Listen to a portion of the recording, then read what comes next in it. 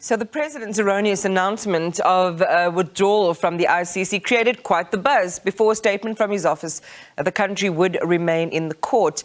And as we've just been sharing with you at that news conference with Finnish President Sauli Niinisto, he said the government had decided South Africa should pull out of the ICC largely because of the manner in which the ICC has been dealing with problems of prosecutions and leaders. It pivots around that arrest warrant for Russian President Vladimir Putin and what South Africa would do if he arrives for a BRICS gathering later this year. Let's talk about it more now with Tembisa Fakude, a senior research fellow from Africa-Asia Dialogues, and he's the director of the institution, and Professor Bheki Mngomezulu, who is director at the Center for the Advancement of Non-Racialism and Democracy at Nelson Mandela University. Good evening to the pair of you and welcome. I think let's just start with a look at what the impact of these words have been in the world. And Tembisa, we can start that with you. The impact a misstatement on this prickly diplomatic issue had in the moments after it left the president's lips, and then the correction. Well, in a typical South African response is eish. I wish the president didn't have to do that, but it also means that the president was not concentrating on what was happening at the conference in 2022 December when the ANC re-elected him, because this discussion was held then after South Africa threatened to pull out in 2016. That decision was rescinded by the conference of the ANC. So the president was busy lobbying for his re-election, and he did not necessarily take into consideration what was agreed in the various commissions that were held. Now it's clear, because this was a discussion. And again, it's quite embarrassing. No wonder he was snapped for G7, notwithstanding that he's been invited all along the G7 meeting this year, which will be taking place. He has not been invited. So they're trying very hard to protect this visit of Vladimir Putin into South Africa. And I mean, this time around, this has made international headlines that, less than 12 hours later, you have the president of a country such as South Africa going and apologizing. Well, even though it was done through his spokesperson, but it's quite an embarrassing, not only for the president, but for all of us. And we'll come back to the fact that, in December, his party had reflected on the issue and resolved that they would remain a signatory to the ICC, and then they reaffirmed that this year. Prof Mngomezulu, to some of the points that Tembisa is raising there, which make us pay a little more attention. You're at such an important platform. This would have been a carefully curated address that you're sharing. Is the president okay? Why did his lights not switch on when he realized what he was saying, or did he mean to say it without, as Tembisa is saying, being cognizant of the steps that were taken and the resolutions that have followed both what the party said and what the country has landed on? Imani, truth be told, we're in a crisis situation. This is not supposed to have happened. The president was not supposed to have made that announcement prematurely. And the SG of the party, Cyril Ramaphosa, was not supposed to have addressed the matter on the issue before they could agree. Under normal circumstances, if you have an organization meeting over 4 days, Friday to Monday, ordinarily you would expect that at the end of that particular meeting, there will be decisions that would have been taken, and then there will be a press statement that will be prepared by the collective, and it will be checked before whoever has been designated to read it to the media does so. Now, in this case, two questions arise. Who was mandated by the NEC of the ANC to address the media? That is the first question. If it was the SG, then it should have been enough for the SG to make that announcement and make it correctly, following the script as agreed to.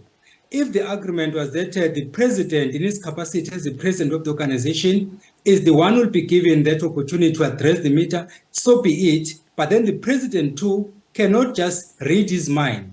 He has to present what was agreed to by the collective. In this case, it doesn't seem to have been the case. It's as if either the SG of the party or the president of the party wittingly or unwittingly rushed to the media just because there was that excitement that everybody wants to know how the meeting has transpired. And then at the heat of the moment, they ended up saying that we are pulling out of the ICC, only to make a U-turn to say, by the way, we're joking, we're not pulling out. I mean, it's a disaster to the ANC, it's a disaster to Mbalula, is that it's in fact, it dents the image of the president of the party and well so the president of the country. This is not supposed to have happened. It's the greatest mistake we would ever make. And of course, it of course dents the political image of the country, something like what used to happen when heads of state meet in Addis Ababa. They agree on what needs to happen, and then immediately thereafter there is no action or there is a U-turn. Then one gets a sense that in that case, leaders would have touched base with their erstwhile colonizers, and then the former colonizers will tell them, no, what you agreed to cannot be implemented. Now we get something similar to this, because my sense is, if indeed it was an agreement at the NEC meeting, what changed? If it was not an agreement, where did the president get it from? Those are some of the questions that need to be answered for us to be taken into confidence. And it's what I'm going to put to Tembisa next about whether Luthuli House is rudderless in a sense. Going back to the words themselves, Prof's been reminding us, Fikile Mbalula, the party SG, saying it would be hypocritical to arrest Putin, while the big powers walk free. Africans are scapegoats and burdened with the responsibility of detaining prominent leaders, welcoming this arrival of Putin in August and pursuing withdrawing the country from the ICC. It says something about the information flow and about the inability to carry through consistent messaging. Either they're not talking to each other before they talk to the public, or they know, that what they each are going to say and would go ahead and say it anyway. Tembisa, what's your sense on this? Well, you often get three narratives whenever it comes to a foreign policy in this country. One narrative comes from DECO, then we've got the president, and we've got the AEC, and all of them sing from different tunes. Suffice to say that there was no gun held in South Africa's head when it went to ratify the Rome Statute.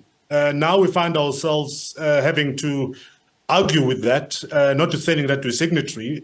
Again, it's a compromise of multilateralism, which is something that South Africa has been respected for a very long time. President Nelson Mandela was one of those people who insisted on us protecting the multilateral systems around the world. And what we see at the moment is just fumbling on all sides, including, by the way, DERCO, ANC, and the presidency. And then one wonders what's next. We're definitely on an autopilot at the moment when it comes to foreign policy on various matters, including Ukraine, which is another story.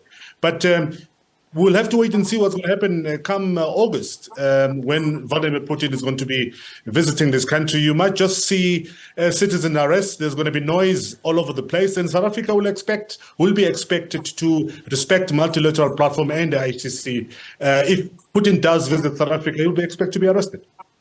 Prof, very quick last summation from you. Is there a way to rescue this situation, this, where you want to call it I don't even want to call it, a PR misstep, but you talked about reputational damage. Is there a way to rescue this situation? Iman, there are two answers. The short answer is that the best way would be for the government to persuade President Putin not to come, but to send envoys or to represent him. That will be the easiest way out.